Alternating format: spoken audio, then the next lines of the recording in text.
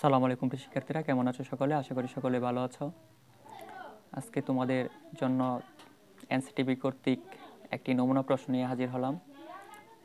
এটা হচ্ছে তোমাদের অষ্টম শ্রেণীর প্রশ্ন, স্বাস্থ্য ও সুরক্ষা। তোমরা হয়তো এই প্রশ্নটি অন্য জায়গায় দেখে আসতে পারো, তবে আমি তোমাদেরকে অনেক সুন্দর করে বুঝিয়ে দেব তোমরা কিভাবে এই প্রশ্ন সাপেক্ষে অন্যগুলো পড়বে, মানে বই থেকে অন্যগুলো পড়বে, ঠিক আছে? সো এই জন্য ভিডিওটা তুমি শেষ পর্যন্ত দেখতে পারো। আর প্রথমে একটা কথা বলে নিচ্ছি তোমাদেরকে, আমি একটি তোমাদের জন্য, মনে করো তুমি তো আসছো যে প্রশ্নটা ফাঁস নিয়ে। সত্যি কথা বলতে কি জানো, প্রশ্ন কখনো এটা ফাঁস হবে না। বা দেখো কেমনে ফাঁস হবে, তোমার স্কুলে তোমার স্যারে কিন্তু প্রশ্ন করবে, সেখানে আমি কিছু বলতে পারবো না। তবে এই প্রশ্নটা হচ্ছে অনেকটা ইম্পর্টেন্ট, তাই আমি তোমাদেরকে দেখিয়ে দিচ্ছি, ঠিক আছে? আশা করি তোমরা বুঝতে পারতাছো। আর তোমাদের জন্য দেখো, তোমরা এভাবে প্রশ্ন এক রাতের জন্য পড়ে তোমরা কি ভালো স্টুডেন্ট হতে পারবা?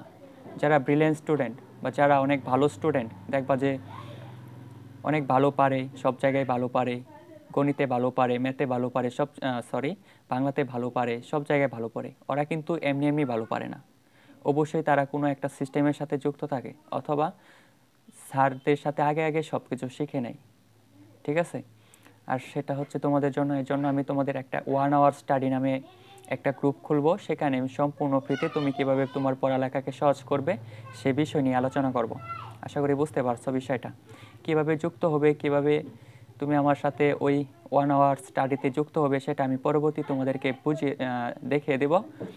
এখন আপাতত তুমি সাবস্ক্রাইব করে রাখো আমার চ্যানেলটি।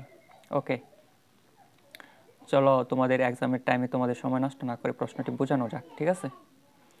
নিচের কোনটি সংক্রামক রোগ? এটা হচ্ছে পচরা, ঠিক আছে? এখন দেখো, ক্যান্সার কি ধরনের রোগ, ডায়াবেটিস কি ধরনের রোগ, হৃদরোগ কি ধরনের রোগ, এগুলো তুমি বই থেকে দেখে নাও, ঠিক আছে? তাহলে কিন্তু তোমার কমন পাওয়ার সম্ভাবনা অনেক বেশি, ঠিক আছে? আশা করি বুঝতে পারছো বিষয়টি। কোনটি মজার ব্যায়াম? বানি হপস। অন্যগুলো তুমি দেখে নিতে পারো, প্রজাপতি সাঁতার, এটা কোন ধরনের ব্যায়াম, তুমি এগুলো কিন্তু দেখতে পারো। তারপরে দেখো, নিচের কোনটি নিরাপদ খাবার? সম্পূর্ণ সিদ্ধ মাংস, ঠিক আছে? নিরাপদ খাবার। খোলা খাবার কি নিরাপদ? এটা তো তুমি জানো, খোলা খাবার খেলে তোমার পেট খারাপ হয়ে যাবে। ওকে, নিচের কোনটি শক্তি বৃদ্ধির ব্যায়াম? Push up. অন্যগুলো কিসের জন্য সেগুলো তুমি শিখতে পারো, তাহলেই তো তোমার সব কিছু পড়া হয়ে যায়। বুঝতে পারতেছো আশা করি, নাকি বুঝো নাই কিছু? ওকে, এখানে দেখো, অষ্টম শ্রেণীর ছাত্রী নিপা সারাদিন সে নিজের ঘরে আনমনা হয়ে বসে থাকে। সে ঠিকমতো খাওয়া দাওয়া করে না বলে বেশিরভাগ সময়ে সে দুর্বলতা ও ক্লান্তি ও অবসাদ অনুভব করে। তাহলে নিপা সমস্যাটির কারণ কি হতে পারে? মনোরেজি মনোরোজিয়া, ঠিক আছে? ওকে, তারপরে দেখো, তারপরে এ সময় নিপাকে যা মোকাবিলা করতে হবে: মুড সুইং, ভয়, উৎকণ্ঠা, ঠিক আছে? মুখের ব্রণ। তাহলে এটা হচ্ছে 2 ও 3, মুড সুইং হবে না।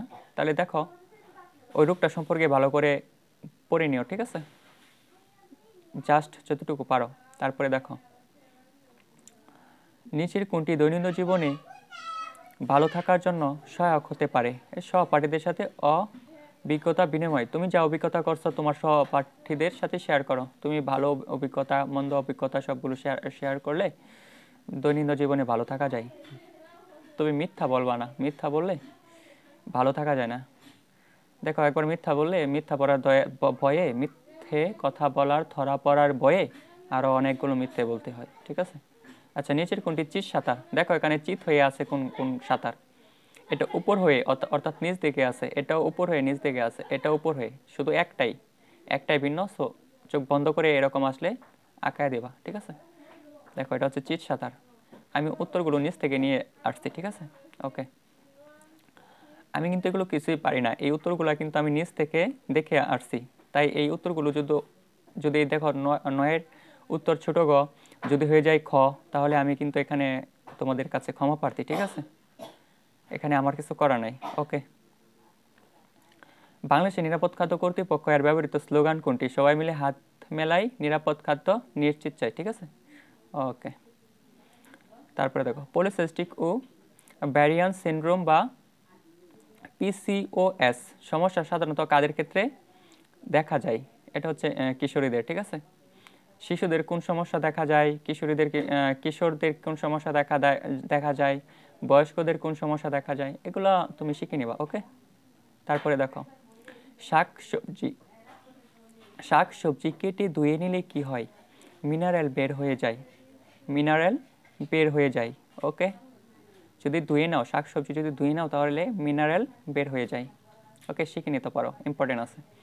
নিচের কোন ব্যায়ামটি করলে শরীর ও মনের অস্থিরতা কমে? যোগ ব্যায়াম। ওকে,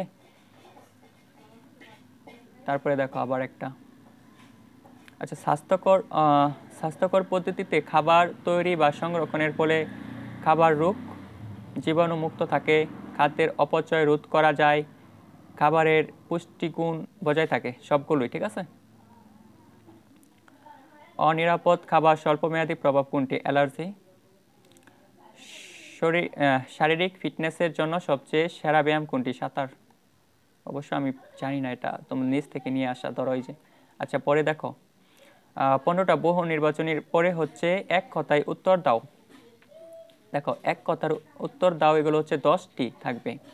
দেখে নাও, আমি যেগুলো আন্ডারলাইন করে দিচ্ছি, এই যে নীল যেগুলো দেখতে পারছো, এগুলো আন্ডারলাইন করা। ঠিক আছে, এগুলো আমি ইম্পর্টেন্ট মনে করছি তাই এগুলো আঁকাইছি। তবে তুমি সবগুলো শিখে যেতে পারো, কারণ সবগুলো শিখতে তোমার বেশি সময় লাগবে না।